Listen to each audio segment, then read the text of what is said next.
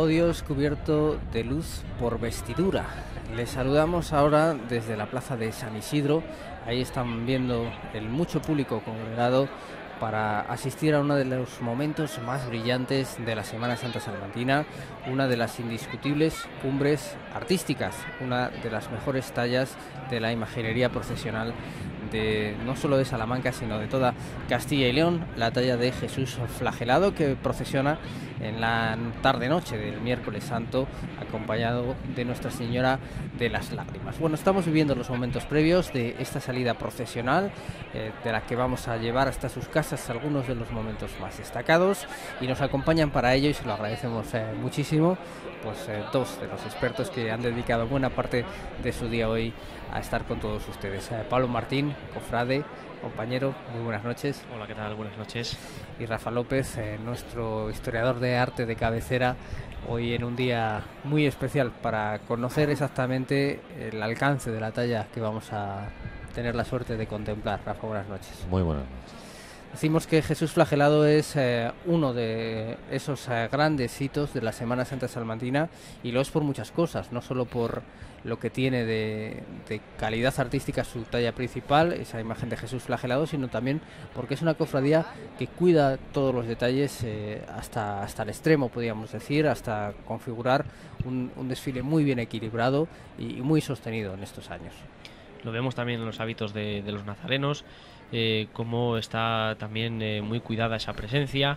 En los zapatos, por ejemplo, si nos fijamos, que es un elemento en el que no nos solemos fijar mucho en las cofradías, todos los nazarenos llevan hebilla, vemos como en el fajín portan rosario. Entonces es una de las cofradías que también cuida mucho la estética. Digamos que la cofradía de Jesús flagelado es un poco el punto y aparte de lo que vamos a presenciar a partir de ahora en la Semana Santa de Salamanca. Había mucho viento en la salida de esta plaza de San Isidro, en este templo señorial, esta iglesia del Espíritu Santo, que se abre en estas dos ocasiones, en el martes santo para la promesa del silencio de la Hermandad Universitaria, y un día después se abre para la imagen de Jesús flagelado. Todas son obras que se contienen en el inmenso patrimonio de uno de los grandes templos de esta ciudad, y además auténtico epicentro de todo un mundo que marcó pues prácticamente la historia del pensamiento en el momento barroco, como es el de los jesuitas. Este es el colegio de la Compañía de Jesús. Sí, la iglesia de la clerecía es una de los grandes templos con los cuales contamos en Salamanca, que rivalizan incluso con la propia catedral en tamaño. Estoy pensando también en la iglesia de San Esteban. Es decir, estas magnas obras que se realizan en la ciudad, una en el siglo XVI, otra en el siglo XVII, y que bueno, pues nos hablan un poco de la historia y de la personalidad de la ciudad, ¿no? La importancia de los jesuitas, como tú indicas, y la importancia de la vida universitaria en el país. Los jesuitas siempre han estado muy orientados hacia la formación, y en la formación pues es de donde nace la Universidad Pontificia, que tiene su sede, digamos, episcopal en esta iglesia, la magna iglesia de la Creencia.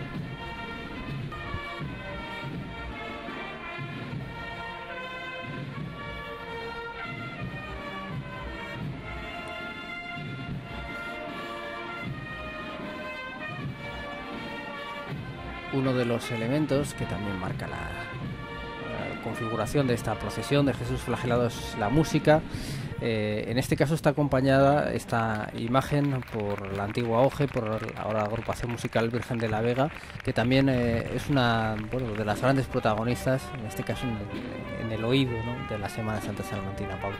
Ya lo fue también el año pasado, cuando incluso estrenó una marcha dedicada a este Cristo, Tu manto de oración, y que también vamos a tener la oportunidad de escuchar en esta procesión. Esta hermandad ha creado grandes vínculos con formaciones musicales. También era el caso de la extinta banda de cornetas y tambores de La Piedad, que acompañó muchos años a esta talla. Y bueno, pues luego ha habido ahí unos años que se ha intentado contactar con varias formaciones musicales, hasta que parece que han vuelto a dar en la tecla y han encontrado la compañía musical perfecta, como como ya hemos dicho, la agrupación musical Virgen de la Vega, que bueno, yo es que tampoco sea un experto y un entendido en la materia, pero que año tras año va mejorando y mucho su calidad musical.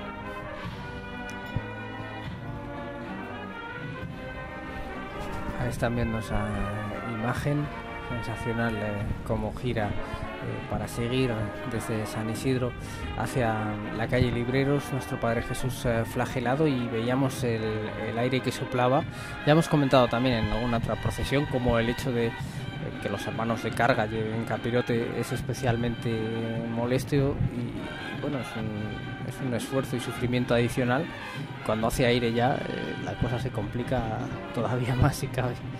Sí, porque tienes que estar pendiente de que no se te vuele el capirote, ya de por sí también tienes poca visibilidad, y de no perder el paso, porque un movimiento al falso, bueno, pues provocaría, hombre, no vamos a decir que ningún accidente ni ninguna desgracia, pero que el paso, bueno, pues no luzca como tiene que lucir, y sobre todo en este momento tan crítico, ¿no? Como hemos visto en la salida. Pero para eso también están los capataces o los jefes de paso que bueno, pues velan por el bien de los hermanos que cargan en estos pasos. En este caso Juan de la Cruz, que como yo digo es el capataz de los dos flagelados, porque Salamanca no solo tiene un Cristo flagelado, tiene dos. Luis Salvador Carmona, también escultor de la obra que procesiona con la hermandad dominicana, Nuestra Señora de los Dolores, que si bueno, pues nos fijamos bien, el Cristo que acoge en sus brazos es muy parecido al Jesús flagelado que estamos viendo ahora en imágenes. Dos pasos además muy bien llevados. Este del flagelado ha tenido fama siempre de ser uno de los que mejor andan en la Semana Santa salmantina, y también está bueno esa peculiaridad de que estas andas, desde que salen de la clerecía, no tocan el suelo, ¿no? Hasta que vuelven. Así es, los hermanos desde que ya dentro de la iglesia alzan el paso, cuando vuelven a descansar es cuando la cofradía de nuevo se recoge en el templo, colocan de nuevo el paso en su lugar, y bueno, pues ahí es como se arría, como dicen los expertos y los entendidos, y hasta el año que viene, ¿no? El paso es un andar muy característico, muy pausado, parece incluso, da la sensación de que es el propio Cristo el que va andando, y una de las singularidades es esta, ¿no? Y es difícil también porque al no realizar ninguna parada tienes que cuidar mucho también ese paso y ese caminar para que no se descomponga la procesión.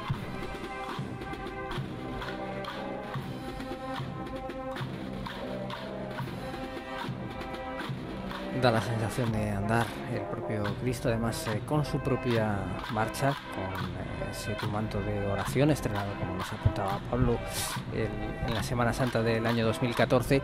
Ya hemos comentado, luego seguiremos porque vamos a poder disfrutar de algunas imágenes muy interesantes en el recorrido sí monumental hasta el extremo de esta hermandad que recorre lo que podríamos denominar antiguo barrio universitario, pero es muy interesante la figura del flagelado. Iconográficamente es un momento de la pasión que en el barroco se realiza y se reproduce muchísimo, y que bueno, permite a escultores de la talla de Salvador Carmona pues lucirse en todas sus facultades técnicas, ¿no? Sí, es una de las obras cumbres de la imaginería española del siglo XVIII, esta obra. Además, bueno, no es exactamente un flagelado, porque es un momento justo posterior a la flagelación, en el cual Jesucristo se encuentra recogiendo sus vestiduras, que es un poco lo que está haciendo, con una mirada en la cual bueno, pues parece que va a dar el siguiente paso, ¿no? Es decir, ya le han flagelado, ahora vamos a otra cosa, vamos a la presentación del Ecceomo, ¿no? Posiblemente. Entonces parece que en la mirada de Jesucristo se nota esa pero una figura con una delicadeza un tanto especial, tanto en la talla, en el cuerpo, en la forma en la cual se dobla para recoger las vestiduras, todo eso. Es decir, una figura excesivamente delicada, que es algo muy típico de todas las figuras de Salvador Carmona, un escultor que vivió asentado en Madrid la mayoría de su vida, pero que bueno, pues debido al éxito que tenía, repartió obras por todo el país, principalmente en Madrid y en la zona de Castilla en Castilla y León es donde más tenemos, pero existen en otras partes del país exactamente igual obras de este artista. No en vano nacido en la Nava del Rey, en la vecina provincia de Valladolid. Luis Salvador Carmona está a punto de salir de la iglesia de la Clerecía, Nuestra Señora de las Lágrimas. En este caso, como en muchas cofradías es lo habitual, estamos ante dos turnos de carga distintos, dos maneras, ya lo verán, de llevar el paso bastante distintas. Aquí estamos ante la salida de esta imagen de Nuestra Señora de las Lágrimas, obra de la gaditano José Miguel Sánchez Peña del año 77, que está llevada por una treintena de hermanas en un turno de carga femenino. La inclusión de la mujer también en las cofradías permitió precisamente esto, que incluso fueran ellas hermanas de pleno derecho las que también pudiesen cargar. Y en el flagelado, pues por costumbre y por tradición, desde que está la talla de la Virgen de las Lágrimas, son ellas quienes portan el paso y lo hacen fantásticamente bien, como podemos apreciar.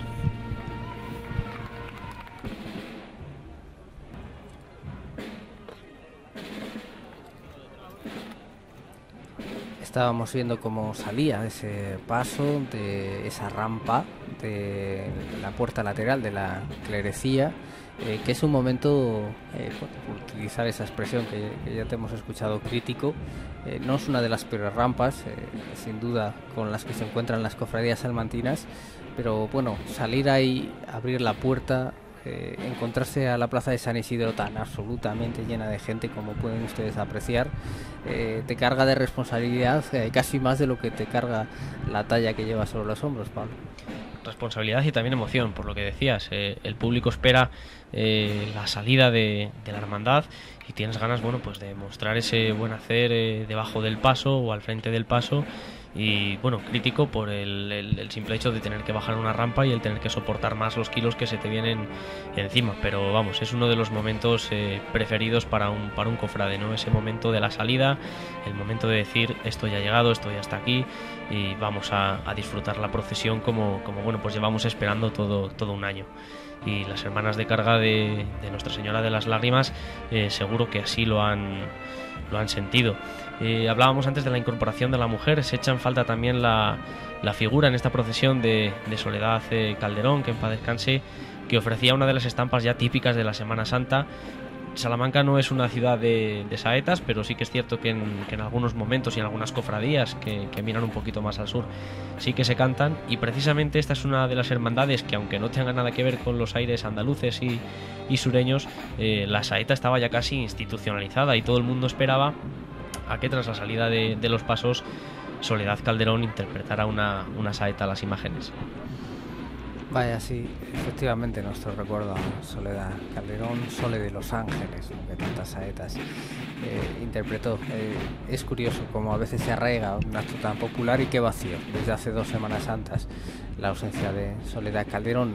Efectivamente, gracias Pablo, ese recuerdo. Bueno, avanza la procesión, está entrando, ya la ven, en la calle Libreros, camino de la fachada rica de la Universidad de Salamanca.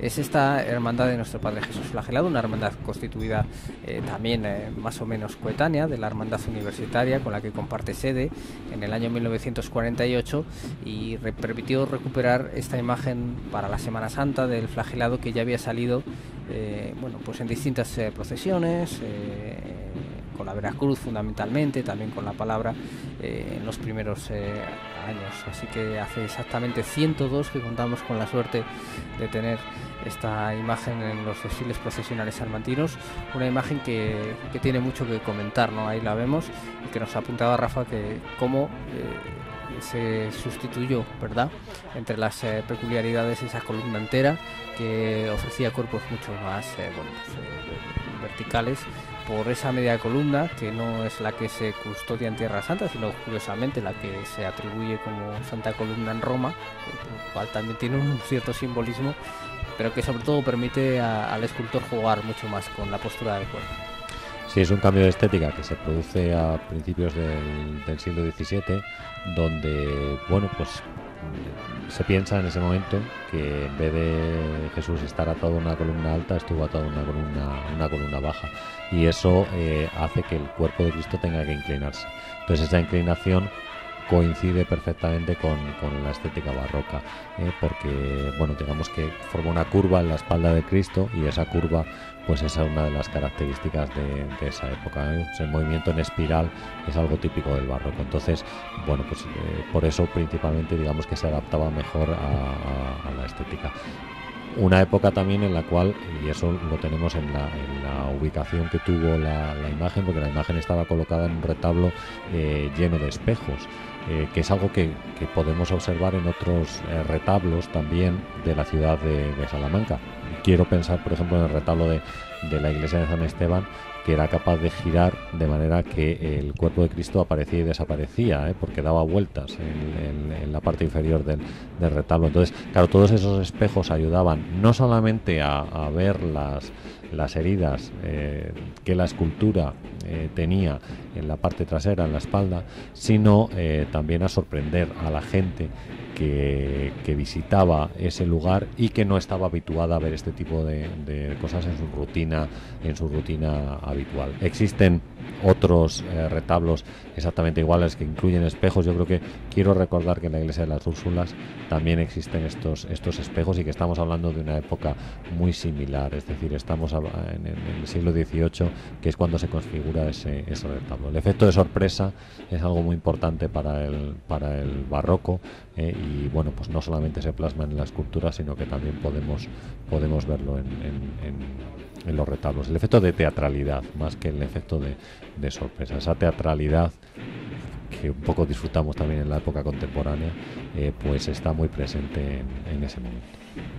Teatralidad que se plasmaba en las esculturas, y en la época del barroco literario, un poquito anterior a esta imagen, pues grandes autores como Calderón de la Barca hacían también sus autos sacramentales, como el Gran Teatro del Mundo y otras obras referentes. Calderón de la Barca, que fue alumno de esta Universidad de Salamanca, Pablo, y que tiene esta calle dedicada, y que ya hemos visto que ese giro de Libreros a Calderón en uno u otro sentido, en este caso hacia la catedral, a veces en sentido inverso, pues es también un momento que hay que vivir, hay que estar ahí para ver cómo es ese giro, incluso en un andar tan sobrio como este, que no es de grandes galanuras, pero que también es especial siempre.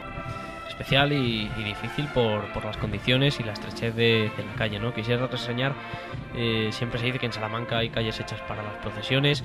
Se recuerda la cita tan célebre de la calle Compañía, y me quiero acordar también de Félix Torres, que también colabora aquí con esta casa, comentando las procesiones, cómo tenía elaborado un callejero cofrade salmantino, y una de las calles, bueno, pues a la que le dedicaba un espacio era la calle Calderón de la Barca, ¿no? Muchas de las procesiones de la Semana Santa de Salamanca, como estamos viendo en este caso la Hermandad de Jesús Flagelado, bueno, pues transitan y escogen este lugar, pues un poco para servir de puente entre la calle Libreros y el paso por las catedrales, como así lo va a hacer la Hermandad de Jesús Flagelado, por esa calle Play de Niel para enfilar su caminar a la Plaza Mayor.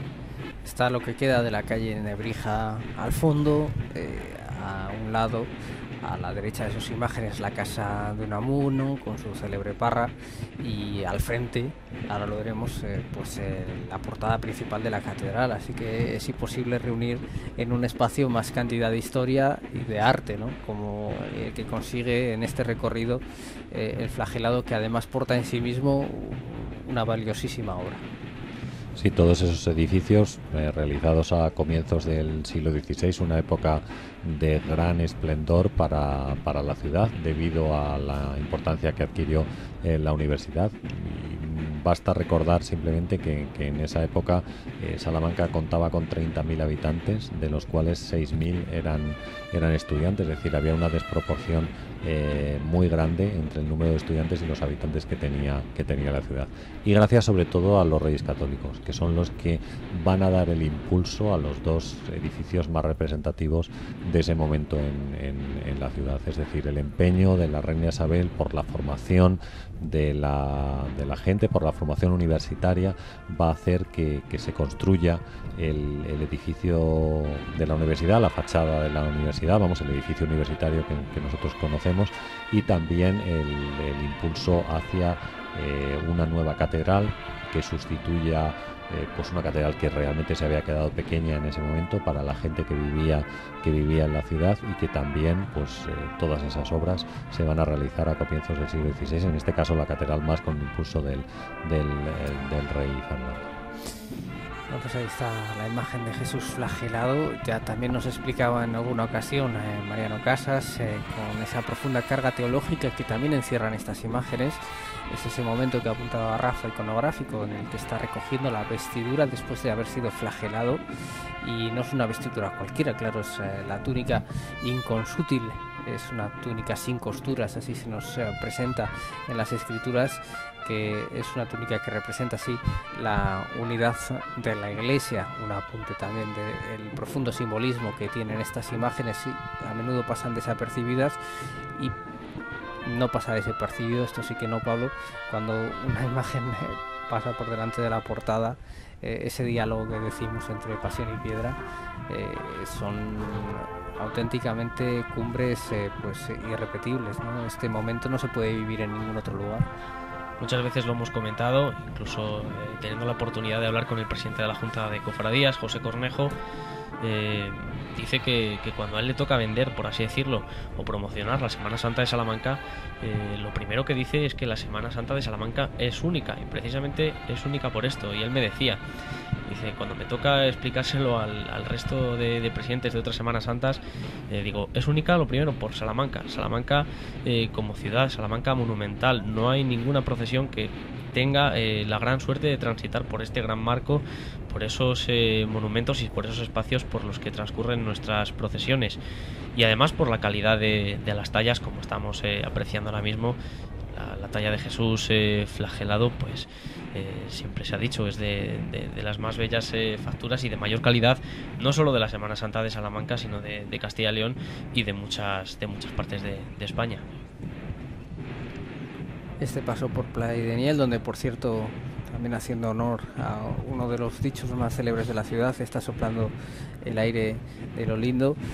Recordaba también en alguna ocasión, en este caso el célebre historiador del arte Gutiérrez de Ceballos, el padre Ceballos, cómo esta imagen hacía referencia, Rafa, a un momento en el que esa poderosísima Compañía de Jesús, que lo llegó a ser, era tan pobre en la ciudad que en la sacristía solo podía contar con una lámina muy tosca de este momento, precisamente del momento en el que Jesús recogía la vestidura, recordando al sacerdote la importancia del revestimiento litúrgico en el que él se convierte en representante de Jesús ante la asamblea de cristianos. Así que cuando la Compañía de Jesús, gracias a la generosa donación real de Felipe IV, se convierte en lo que llegaría a ser ese colegio, pues y pudo hacer una obra de estas dimensiones, también, digamos, evocaba en ese retablo de García de Quiñones que comentabas, con espejo, ese instante. Historia es un juego de espejos, ya que utilizamos esta expresión de historias,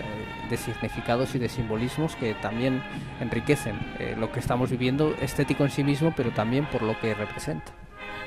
Pues sí, es un momento importante para la Orden de los Jesuitas, cuando recibe todo ese impulso real, y eso le permite pues llevar a cabo algunas obras que dejen constancia de la importancia que tiene la Orden, no solo en la ciudad de Salamanca, sino también, pues podemos decir, a nivel mundial en ese momento.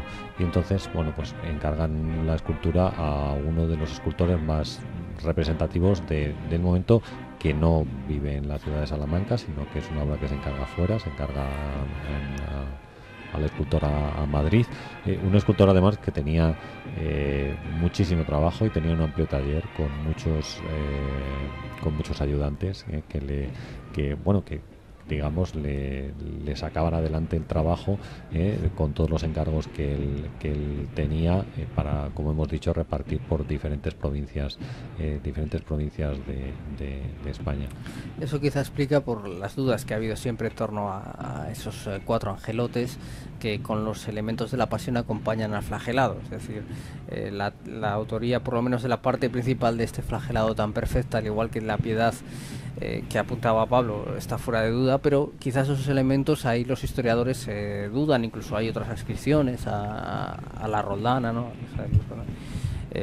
Pero bueno, estábamos en un momento en el que lógicamente el trabajo de los talleres era muy importante, porque no había que desaprovechar encargos, era de lo que se vivía. Sí, además, como acabo de decir, no es que tuviera un ayudante, es que tenía varios ayudantes para sacar adelante las obras. Entonces, claro, sí existen dudas sobre la autenticidad de esos 4 angelitos que estamos viendo ahora mismo en imagen y que portan pues los elementos o portan diferentes elementos utilizados durante la pasión de Jesucristo. Entonces, quizás sí podemos pensar que el autor se centra más en la figura central, y a lo mejor deja para el taller que realicen estas otras figuras, vamos a decir, menos importantes dentro de la escultura. Principalmente los artistas que tenían un taller muy amplio se dedicaban, ellos tallaban la cara, las manos y los pies, porque eran los elementos más significativos de lo que iba a representar la escultura.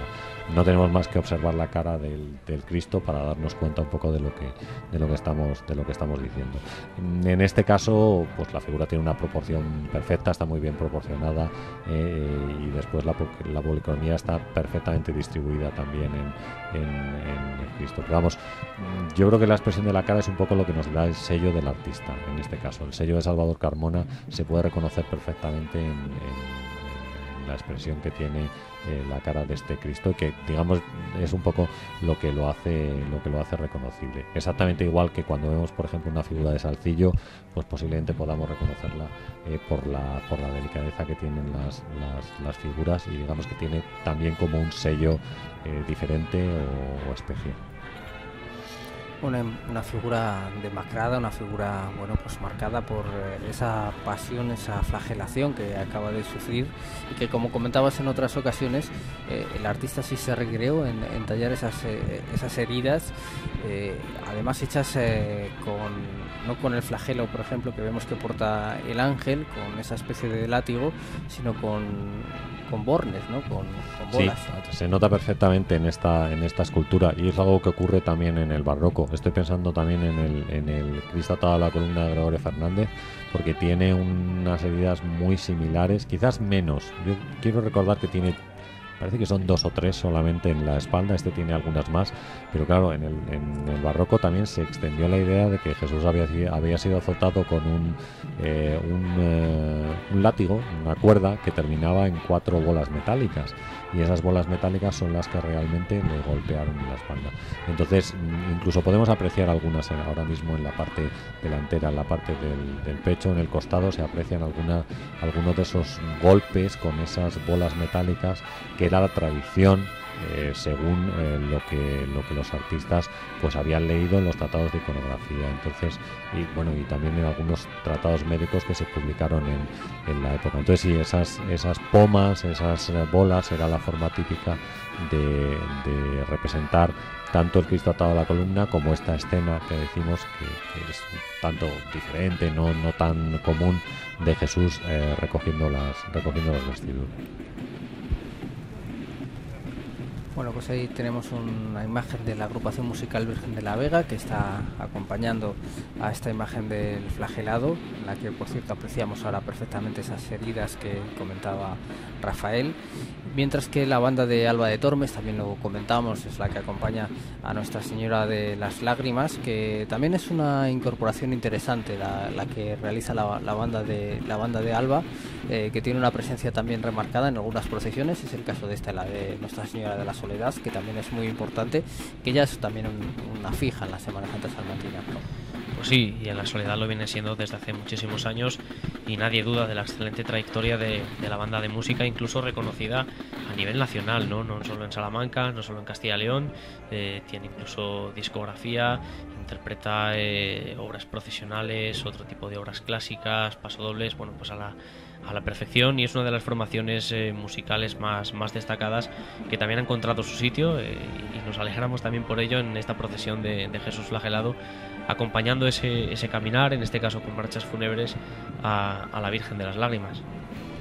Bueno, pues precisamente la imagen de la Virgen de las Lágrimas va a componer nuestro punto final de este resumen, en el que hemos tratado de mostrarles de manera compactada los momentos más interesantes que tiene siempre y muchos esta salida del Miércoles Santo de la Hermandad de Jesús flagelado. Les damos las gracias de corazón a Rafael López por habernos ilustrado una vez más. Muchísimas gracias. Un placer. Y también a Pablo, por supuesto, con esos comentarios acertadísimos para entender todo lo que hemos visto. Gracias, Pablo, buenas noches. Muchísimas gracias. Y a ustedes, pues pedirles que sigan disfrutando con intensidad y pasión de la Semana Santa, y claro, que lo hagan aquí. Gracias.